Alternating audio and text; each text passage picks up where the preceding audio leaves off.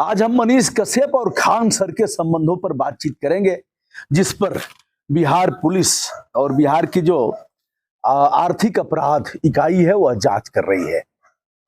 कई यूट्यूबर लोगों ने इस पर चर्चा भी किया, आवाज भी उठाया कि खान सर भी जांच के घेरे में, उन पर भी होगी कार्यवाही, क्योंकि उनकी जो कोचिंग है उसका प्रमोशन करने में मनीष कश्यप की महती भूमिका रही है और लेन देन का भी आरोप लगाया गया है।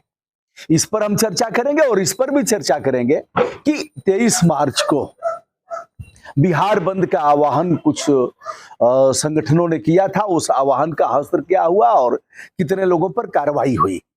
बंद और हड़ताल किया जा सकता है अथवा नहीं किया जा सकता है, इसका दावा लगातार किया जाता रहा कि हम शांतिपूर्ण ढंग से बंद करेंगे, बिहार बंद करेंगे और हम दबाव बनाएंगे कि मनीष कश्यप पर जो बिहार पुलिस शासन के दबाव में कार्यवाही कर रही है वह नाजायज है, गैर कानूनी है और मनीष कश्यप को आरोप मुक्त करते हुए बाइज्जत रिहा किया जाए। हम यह भी बात करेंगे कि इस मामले में अब तक क्या हो रहा है और आगे क्या होने वाला है।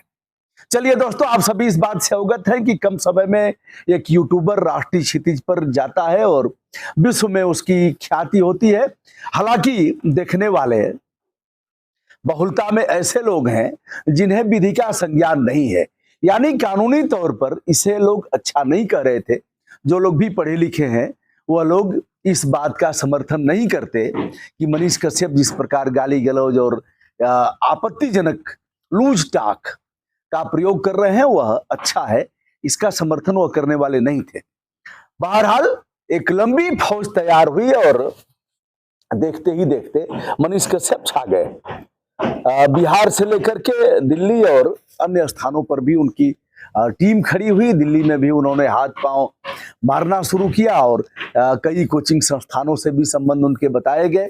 कुछ कोचिंग चलाते भी हैं, फ्री ऑफ कॉस्ट बच्चों को पढ़ाने की भी बात की गई और कुछ लोगों का सहयोग भी करते थे जो नीडी लोग थे, अभावग्रस्त थे, जिनको जरूरत थी। दोस्तों, अब हम बात करते हैं पहले बिहार के अपराध शाखा जो जांच कर रही है, जिसने अपराध दर्ज किया। 3 अपराध दर्ज किए गए। बताने की आवश्यकता नहीं कि उधर कुर्की हो रही थी, इधर मनीष कश्यप अपने को समर्पित कर दिया और फिर उन्हें भेजा गया न्यायालय के आदेश पर। उन्हें पहले 1 दिन की रिमांड पर लिया गया, फिर न्यायालय ने दूसरा जो पुलिस ने न्यायालय में प्रस्तुत करके अनुरोध किया, उसके बाद दूसरी बार रिमांड, फिर तीसरी बार भी रिमांड पर पुलिस लेना चाहेगी, क्योंकि 3 अपराध, दर्जनों धाराएं हैं और इस प्रकार के गंभीर आरोप जांच करने के लिए इतना समय उनके पास काफी कम है। बताते हैं कि मनीष टूट गए हैं और मनीष ने कबूल कर लिया है, ऐसा पुलिस के द्वारा बताया जा रहा है। यह पर्याप्त नहीं है, जो पुलिस कहेगी वह पर्याप्त नहीं है। असली मामला तो न्यायालय का है। न्यायालय तय करेगा कि मनीष दोषी हैं अथवा निर्दोष हैं। मुझे नहीं लगता जिस प्रकार के आरोप 120B तक के आरोप जो लगाए गए हैं और गंभीर धाराएं हैं, उसमें हाई कोर्ट से कम पर बेल होगी।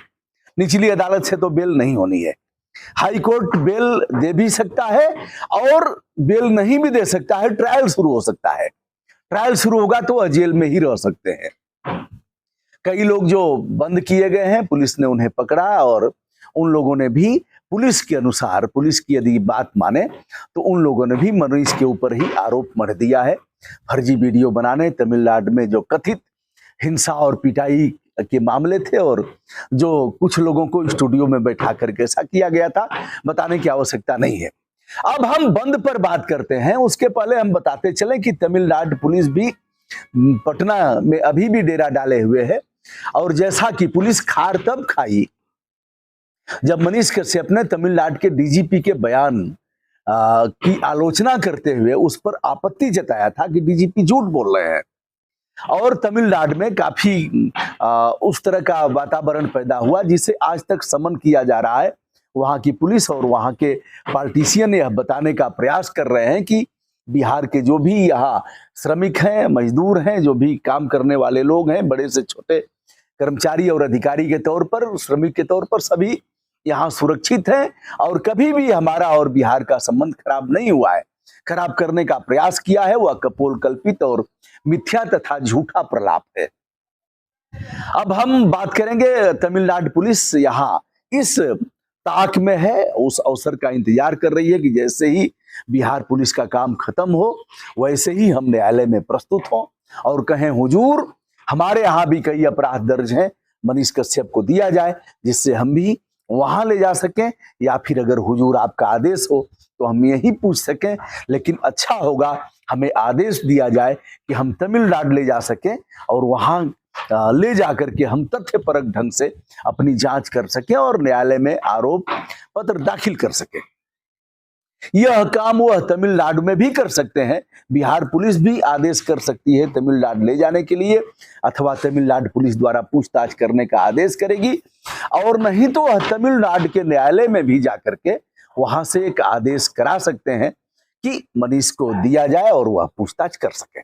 यह रही बात। दूसरी बात, भूमिहार ब्राह्मण समाज के कुछ लोगों के आह्वान पर 23 तारीख को बिहार बंद का आह्वान किया गया था। उसमें कुछ लोग सड़क पर उतरे, कई जनपदों में इस तरह की घटना हुई, पुलिस काफी मुस्तैद थी और उन लोगों को अरेस्ट करके ले जाया गया और शांति भंग के आरोप में उनके ऊपर कार्रवाई की गई।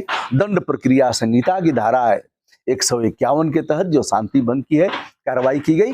कुछ और भी अपराध दर्ज किए गए होंगे जिसकी पुष्टि मैं नहीं करता, लेकिन बंद और इसका सड़क पर उतरने का किसी को अधिकार नहीं है। और बंद शांतिपूर्ण ढंग से कैसे होगा? हम कहेंगे दुकान बंद करो, यह काम शांतिपूर्ण ढंग से नहीं हो सकता। स्वतः प्रेरणा से लोग इसमें भाग लेते हैं सड़क पर उतर करके, और यह कहना सभी की रोजी रोटी है। अब रही बात खान सर से भी मेरे अच्छे संबंध हैं, जाना हुआ है, घंटों का हमारा वीडियो भी है, यदा कदा हमारी बात भी हो जाती है खान सर से। और हमारे पिताजी के देहावसान पर उन्होंने एक वीडियो भी किया था। वीडियो क्या, क्लास में पढ़ाते हुए खान सर ने कहा था कि ब्रजभूषण दुबे जी के पिताजी का देहदान हुआ, मरणोपरांत उन्होंने सारा कुछ धार्मिक रीति रिवाज के साथ क्रियाक्रम किया। सब कुछ करने के बाद मेडिकल के बच्चों को, जहां पार्थिव शरीर का घोर अभाव है, पढ़ने के लिए उन्होंने समर्पित किया। तो उन्होंने इसकी प्रशंसा किया था और उन्होंने अपने उस पर डाला भी था चैनल पर। तो दोस्तों, यह रहा मनीष कश्यप के बारे में। मैं तमाम युवाओं से निवेदन करना चाहूंगा जो सोशल साइट पर हैं, जो ट्विटर अकाउंट पर लगातार देश के उत्कर्ष के लिए छेड़ते रहते हैं, ध्यान देना पड़ेगा हम जो न्यूज कर रहे हैं वह कितना यथार्थ है, हमने कितना उस पर देखा है, कितनी सच्चाई है। क्योंकि झूठी न्यूज करने के आधार पर, झूठा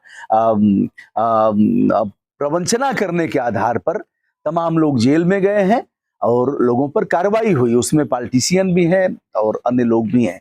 ऐसे में हमें उसके तह पर जाना पड़ेगा, तह तक जाकर के ही हम करेंगे। अब कुछ डायरी भी मिली है मनीष कश्यप के बारे में। मैं नहीं कहता, खान सर स्वयं एक बड़े सेलिब्रिटी हैं और उनके वह कोचिंग मोहताज नहीं है कि हम किसी से प्रमोशन कराएं। खुद अपने आप में ब्रांड हैं, जैसे बाबा रामदेव हैं, वो किससे कराएंगे?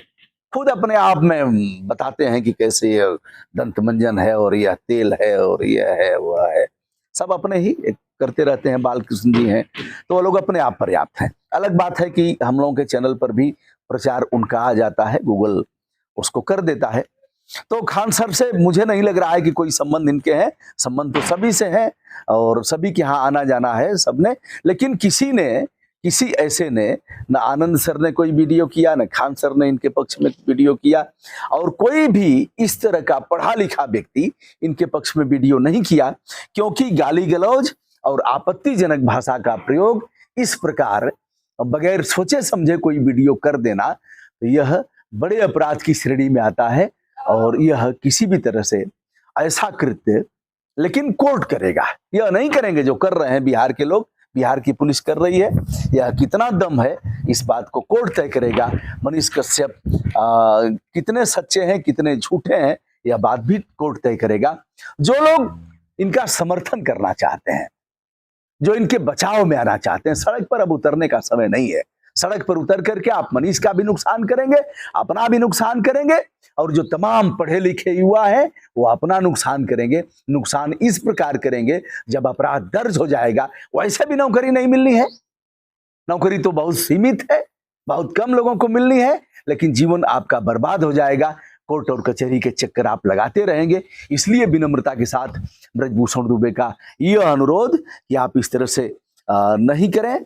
और वह कौन नेता है जो इनका साथ दे रहा है, पुलिस अभी तक नहीं बताई है। भाजपा का कोई नेता बताया जा रहा है, उसके क्या है, किस प्रकार की रिकॉर्डिंग है, इसके बारे में अभी हमारी अंतिम जानकारी नहीं है। जैसे ही बात छन करके आएगी मैं उसे भी बताऊंगा। मैं हूं ब्रजभूषण दुबे, यूट्यूब चैनल जनतंत्र भूषण से विनम्रता के साथ सादर नमस्कार।